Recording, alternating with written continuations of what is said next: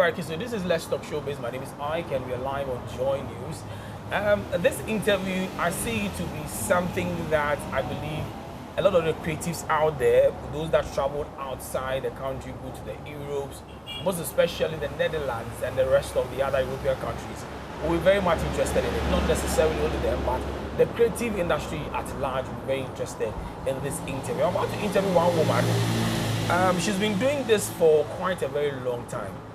You hear that a lot of the artists, most especially the musicians, travel out there to go and do live performances.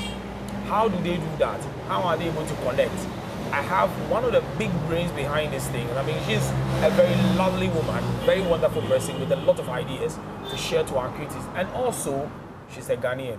When you hear her speak, don't think that she's a Ghanaian. I'm going to allow her to actually introduce herself. I'm not going to do that. My element of surprise is... Hello, how are you? I'm doing well. Good to see you. Good to see you once again. No, tell Ghanaians who really you are, most especially when those from the diaspora talk, they go like, oh, maybe she was born there, she was not born in Ghana, she's not really here and all of that. Tell us who really you are. It's true, it's true. I'm Miss Abba. Miss Abba is like my stage name, so to say. Augustina Austin is the full name that I stand for. I'm a media personality. Wow. I'm a communications advisor. I'm the director of the Hague African Festival. And I'm a music artist as well. So everything I do entails creative business and bringing people together for the sake of empowering Ghana, empowering Africa as a whole. So that's what I do. Okay, so in your introduction, you're like, you're a musical artist. I am. You've been doing music for like how many years now? For long. I think it's more than, the whole of my life I've been doing it. So you really, more than 30 years. You know, over more than 30 years, yes. Have you collaborated with some of the Ghanaian musicians before, or you yourself, or foreign arts that we don't know, that we know, so we can get to know? Well, since I'm in the alternative sounds and things, Checheku is one of the the extraordinary instrumentalists here in Ghana, and there are things in the pipeline, like you have your episode that I'll be working with, and more to come. But that one I'll tease. Before I move on into the business, let me stay with the music. So, when you started doing music, were you actually born there? I mean, in the Netherlands or wherever you find yourself, were you there? Were you born there? Yes. You were born there. Oh, okay, so the influence of your kind of a sound is coming from where you're coming from? Yes. Like where you were born? Yes. Hence the reason why we've not heard much of you. I think it is. That's why it's time for a change. Okay. So the influence, it comes when you're born there. The influence is very strong from your home. Environment. Your environment. And at the time, my dad used to be part of the African Festival team at the time. So he was bringing in a lot of live performers from African countries and also your Ghana, And there is where you connect, with the different sounds that come on.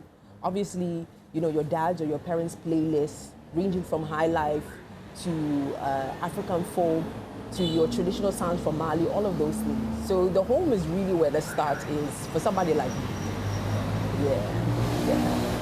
That is amazing. But do you hear some of your records out there that, would you say that if you should look at the analysis in terms of your music that is actually out there, do you think you see Ghanaians actually appreciating what you're doing? Sure, I can. Definitely, because we have a whole community in the Netherlands, of Ghanaians. Plenty, that come back here every time. So even though I was born and bred there, you come back every year, every period, every time, to reconnect with your family and things like that, So when it comes to your own sound, you sit there in a studio and create something that doesn't just represent the West, it brings in a bit of high life. That's why I have, for instance, on my first EP, producers, ranging from Ghana, Nigeria, and also even on this, my latest EP that came out last month, even though there's a Kenyan collaboration, there is also a producer, your Sky Boo, who is Ghanaian, he is more in Cape Coast, that I involve. When they come down, we work together. Like I force that, Ghana should be represented everywhere. And how well are they appreciating that sound in the Netherlands? Well, we are living in a time now that when it comes to African music, and especially the genres that come from Ghana, the lines that come from Ghana, your high life, which turn into Afrobeat, and then Afro beats and all of those things. We are now in a time that, you can just interview somebody on the street and ask them, what do you know as African music? They can just name it. And also another thing, and that is the connector in me, that is, even though I'm an artist, I'm the one that connects and highlights others. One of our top artists in the Netherlands, called Frenna, is a Ghanaian, you know? He's making Dutch music, but if you actually hear the sound, it's Ghana inside. He sampled even highlight from, was it Coco Valley? Okay. You know, za, za, za, za. I think I heard it last time. You heard it last time. He sampled it, and it's just a mega hit of the summer, you know? So these are things that Ghanaians don't know, and also, it's also on our part. We must do better to connect, you know? Exactly, because that's what I'm coming to, because now that you're doing much well at the Netherlands or the Hague, Ghana is a big country that appreciates music. We love the arts. Now, the gateway into getting our stuff to be heard out there is also a big problem. Now, how are you able to marry the two? To see how best we can be able to also get people from here to also come and hear what you have, and those from that side to also come in to hear what you have, so we can be able to marry that and then push Ghanaian music forward. Yeah, but what you see over the years, you know, even coming down, even if we look at our artists that would always come down to perform, even your time of Daddy Lumba time, Kojoruchi, that would come down and actually do a show, you know, in Amsterdam. It depends on who is the in-between person who is passionate to push it. Your promoters, your people who are connected and those kind of things, you know. And every now and then they come around, you know, and they do well. They bring out the artists to perform and things. But what it needs is a bit of structure, you know, where there is a way also for the upcoming artists, or maybe the artists that are not your Ghana mainstream, you know, to also come down and have an audience and a platform. So that is where my work comes in. As a festival director, the Hague African Festival is there, obviously promotes African culture, you know, to its full extent. But how now can you ensure that when people travel, they can have stages, you know, media platforms, and also their name out there, because audiences appreciate African music. It's all about the packaging and the delivery, you know?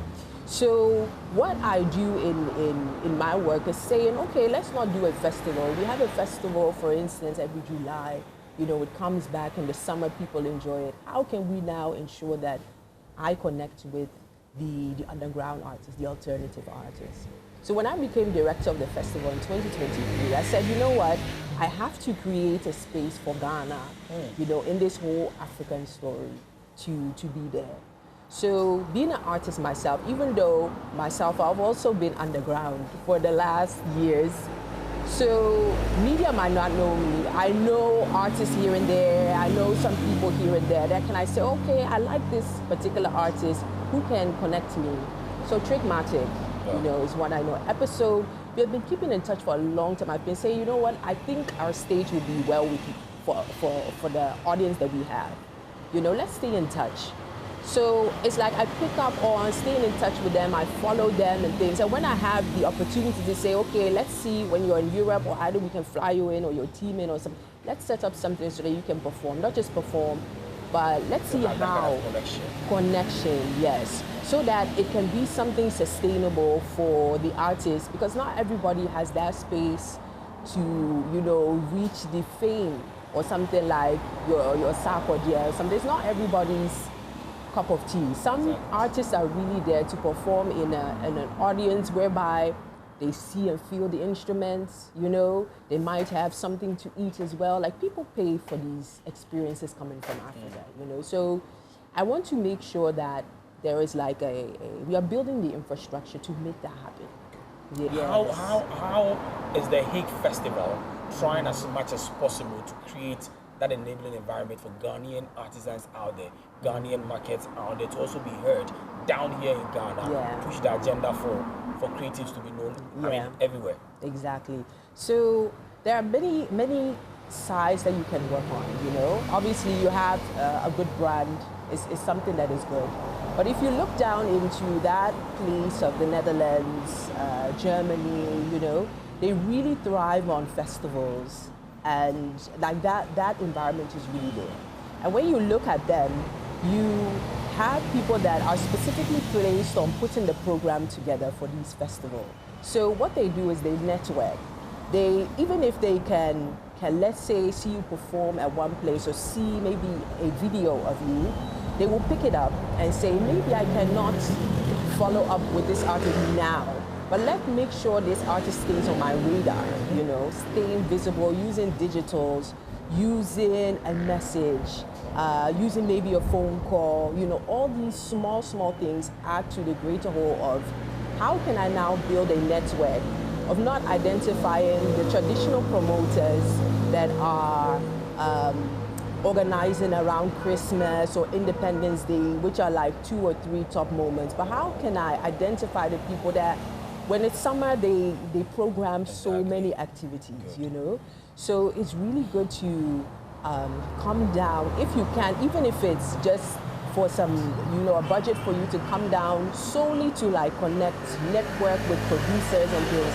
By all means, you should get at least 3 who are on programs to identify with, connect with, and say, hey, here is my card, here is my thing. So because the infrastructure, let's say Ghanaians, we are building it, that is the first thing that would really help, you know, for you to take your steps to being a touring artist. How do we know that this is what is happening at this point, and at when and at what time do you put up all of these things together for people to know about it? Yeah, that is a good one. That is a good one. Obviously, we are now in a time where digital means make things very easy, you know? So it is good to identify some of the events that come back every year, you know? Even if you see it on Instagram, if you see something, okay, around April, you see some cultural celebration market, you know? So that at least you can identify some 5 events. For the Hague African Festival, it always comes back in the summer, and we are now even working around more programs for Independence Days. We have specific themes around film where we always give a place for music and those kinds of things. So your July, your October, your April, you should know that there is definitely something going on. And for that side of the world, you should know that, let's say from May, April going, you should know there's a start of a list of African things or music celebrations going on all the way till, let's say, the first week of December. So you should know that at least there is some 2 or 3 things to grasp. Yeah, so the one fact is in Europe, when the summer season starts, there are things happening, you know? And then find it, you mark it on social media and things, it's a start. And then you connect with people so that they can involve you. And people like myself, you know, in my DM, artists come, they send me a message. Sometimes I'm not able to program them for the major festival, but I say just you know, wait. And it comes that 6 months later, we are able to develop like a program which has a nice setup for these artists to also come. And we also, what I also do, I have my team, we look at other programmers, and we offer them their package, which is your EPK, you know, your package, which every artist should have, a profile, so that we can show that, okay, this is one coming from Ghana. And I mean, it's how it starts, and it can bring you good opportunities as long as you persist. So what is next for the Hague Africa? I mean, what are we supposed to expect? The year is already coming to an end. What is happening next year? What are we looking out for? So what we are looking out for is, we're already looking at 2026, 2027, 2028. So one thing I do as a programmer, I always preserve a place for, you know, Ghanaian artists, a live performer to be on that main stage. The main stage, it attracts over 7,000 people. We are one of the few that has such a network whereby you see both your black people, your Africans, and the whites coming together, you know? And where people pay for the full experience, from fashion to live performing to, you know, everything that involves it. So it is, and it's part of who Ghanaians are. That's how we create, you know. And we also have the independence celebration that is on the come up. In March, we have an independence celebration that invites talk, performance. So you can see that even though we might clock in a larger artist who comes and perform, there's also space for somebody who just plays a guitar, you know, who does some good music, also to come in And then we have specific film screenings around the topic of the chieftaincy, you know, from Ghana. People travel, still come back to become a chief in specific places here in the Netherlands. So it's like a film screening, but we also have a music space in that in October. So these are some of the examples of 3 things that we have which are in the pipeline. And then also we are connecting with other audiences. We have a African Food Festival. They have a stage for that. They come back, I think twice in a year. So we have a partnership with them to even say, you know, let us put one of our artists there. So when somebody comes down, we also put somebody there. We are working together with the Ghana High Commission to also look at your corporate and, you know, your Africa Day celebrations, where we are the sole people that provide the artists, and we make it happen, you know. So these are all things that 2026 you can look out for, and it comes back annually. Wow, this is huge for Ghana. They've had Trickmatic already, they've had episode. You know what these 2 people can do. I think there's more going to go there, and I hope that I'll be there myself, so we can bring the story back for all of us to know about it. But how well are you connected with the media space that we have, so that we can be able to carry this story and let people know about it? The media space in, you say Europe? I mean, Europe and in Ghana. Ghana most especially. Well, when it comes to the media space here, I have you for that. I have you for that, of course. And when it comes into the Netherlands, we have about, let's say, 4 prominent stations.